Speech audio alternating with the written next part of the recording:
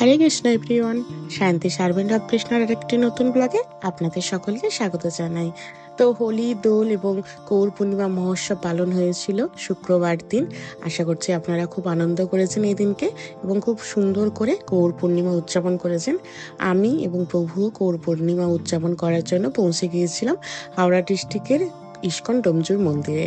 তো আমাদের যে হাওড়া ডিস্ট্রিক্টের জেলা প্রচারক শ্রী শ্রীমৎ পূজ্যপাদ সুরের মহাপ্রভুর তত্ত্বাবধানে এখানে গৌর পূর্ণিমার মহা অভিষেকের আয়োজন হয়েছিল। তো ওনারই আমন্ত্রণে আমরা বহু মাতা বহুরা পৌঁছে গিয়েছিলাম মন্দিরে। আর এই যে ভগবান দর্শন করুন, সেদিন ভগবানকে খুব সুন্দর করে একদম হোলির থিম দিয়ে সাজানো হয়েছিল। আর মন্দিরে সেদিনকে সব মাতাজি ভক্তদের অঢেল ভিড় ছিল। হোলি, দোল এবং গৌর পূর্ণিমা উপলক্ষে সেদিন যেহেতু সবারই ছুটি ছিল, তাই আমরা সবাই চেষ্টা করেছিলাম একটু মন্দিরে গিয়ে সুন্দর করে মহা অভিষেক এবং গৌর পূর্ণিমাতে অংশগ্রহণ করার জন্য। অনেক ভক্তরাই হয়তো মায়াপুর গিয়ে পৌঁছেছিলেন, কিন্তু আমাদের সেই সৌভাগ্য হয়ে ওঠেনি। তাই আমরা ইস্কন ডোমজুর মন্দিরে গিয়েছিলাম এই গৌর পূর্ণিমা পালন করার জন্য। তো ওপরে ভগবান দর্শন এবং মন্দির দর্শন করে নিচে আসলাম। নিচে এখানে প্রভুরা খুব সুন্দর করে গৌর কীর্তন করছিলেন এবং আস্তে আস্তে যত বেলা বাড়ছিল, মানে যেহেতু গৌর পূর্ণিমার যে মহা অভিষেক সেটা যেহেতু বিকেল বেলার দিকেই হয়, তাই আস্তে আস্তে ভক্তরা আসতে শুরু করেছিল। আর এই যে দেখুন, খুব সুন্দর করে একদম গৌর পূর্ণিমা দোলযাত্রা মহোৎসব এবং ইস্কন ডোমজুর নামহট্ট রাধাকৃষ্ণ মন্দির বলে খুব সুন্দর করে একদম প্যান্ডেল করা ছিল, খুব সুন্দর অভিষেকের স্থানও ছিল এবং এখানে প্রভু এবং মাতাজি নির্বিশেষে খুব সুন্দর অভিষেক করানো, মানে নিজে হাতে ভগবানের অভিষেক করানোর সুব্যবস্থা ছিল। যারা এই বছর মন্দিরে যেয়ে উঠতে পারেননি, আশা করছি আমার এই ভিডিও থেকে পরের বছর আপনারা মন্দিরে যাবেন এবং খুব আনন্দ পাবেন এই গৌর পূর্ণিমাতে আপনারা অংশগ্রহণ করে।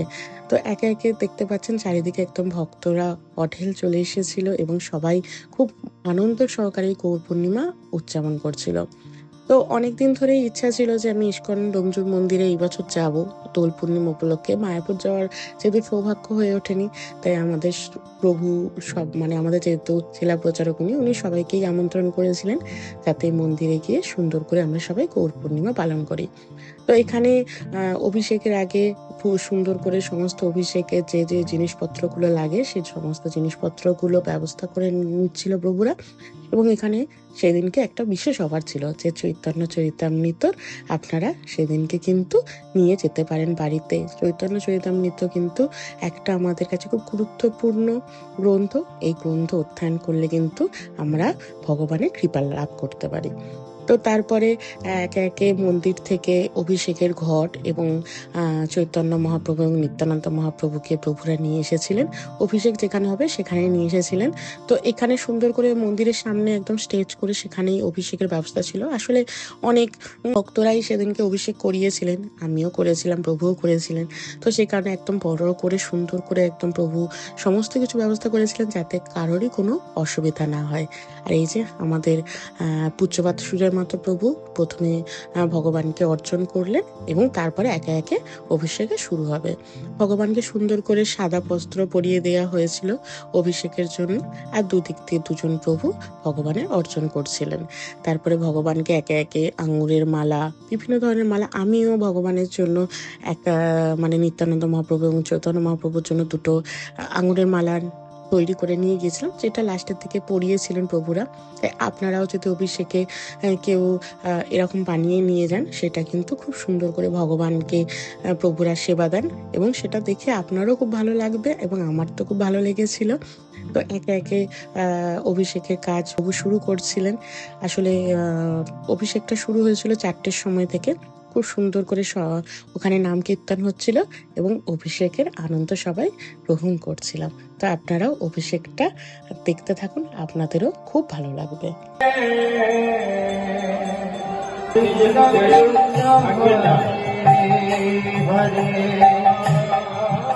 হরে রাম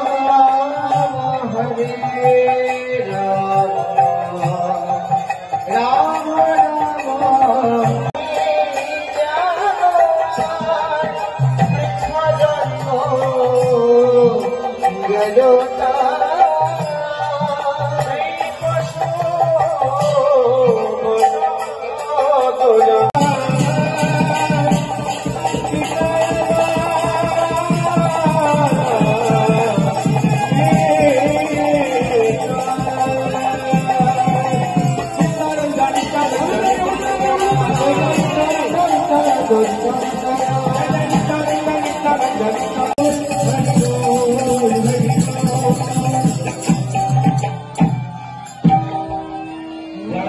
অভিষেক করবেন আমাদের মূল মন্দিরের সামনে কুপন পাওয়া যাচ্ছে, আপনারা কুপন সংগ্রহ করবেন এবং প্রসাদের কুপন সংগ্রহ করবেন।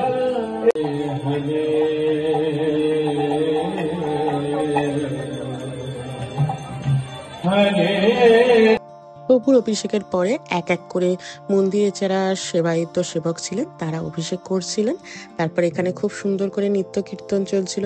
আসলে যে প্রভুরা কীর্তন করছিলেন তারা এত সুন্দর করে ভজন করছিলেন যে এই ভজনের তালে তালে সবাই নৃত্য করতে শুরু করেছিল।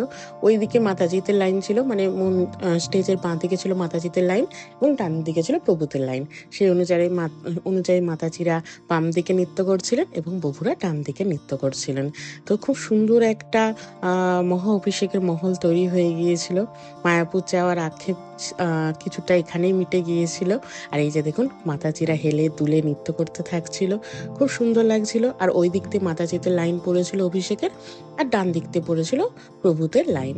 তো আস্তে আস্তে মন্দিরের সমস্ত সেবকদের অভিষেক হয়ে যাওয়ার পর একে একে ভক্তদের, প্রভু ভক্ত এবং মাতাজির ভক্তদের অভিষেকের জন্য সময় চলে এসেছিল। তাই আমরা সবাই এক এক করে সুন্দর করে অভিষেক করছিলাম। তো সেদিনকে এত সুন্দর লাগছিল যে কি বলবো, এইটা আমাদের কাছে খুব গুরুত্বপূর্ণ একটা দিন, যে গৌর পূর্ণিমা। কারণ গৌর কৃপা না পাইলে কৃষ্ণ কৃপা পাওয়া কিন্তু সম্ভব নয়। তাই আপনারা যারা এই বছর গৌর পূর্ণিমা করে উঠতে পারেননি তারা কিন্তু বছর থেকে অবশ্যই গৌর পূর্ণিমা পালন করবেন। আর এই গৌর পূর্ণিমাটা সকাল থেকে সন্ধে 6টা পর্যন্ত উপবাস থাকে এবং তারপর আপনারা একাদশীর মতন অনুকল্প প্রসাদ পেতে পারেন। দেখবেন খুব ভালো লাগবে। হোলির দিন, এত একটা শুভ দিনে এইরকম একটা উপবাস শ্রী চৈতন্য মহাপ্রভু আমাদেরকে কৃপা করেছেন এই কলিযুগে যুগ ধর্ম পালনের জন্য। তো সেখানে চৈতন্য মহাপ্রভুর জন্মদিন উদযাপন করার জন্য গৌর পূর্ণিমা পালন করা আমাদের একান্ত কর্তব্য।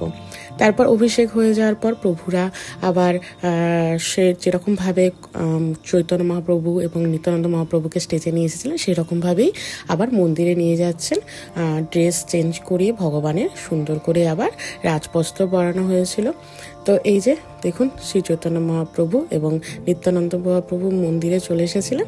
তারপর ওনারা যে সাদা কালারের বস্ত্র পরে অভিষেক হয়েছিল এই বস্ত্রটা চেঞ্জ করে আবার রাজবস্ত্র পরানো হবে, রাজড্রেস পরানো হবে। তো এই ছিল আজকের আমার ডোমজুর ইস্কনের ব্লগ। কেমন লাগলো অবশ্যই কমেন্ট করে জানাবেন। ভালো লাগলে একটা লাইক করে দেবেন। আর যারা এখনো সাবস্ক্রাইব করেননি প্লিজ সাবস্ক্রাইব করে দেবেন। দেখা হবে নতুন আর একটা ভিডিও নিয়ে। হরে কৃষ্ণ।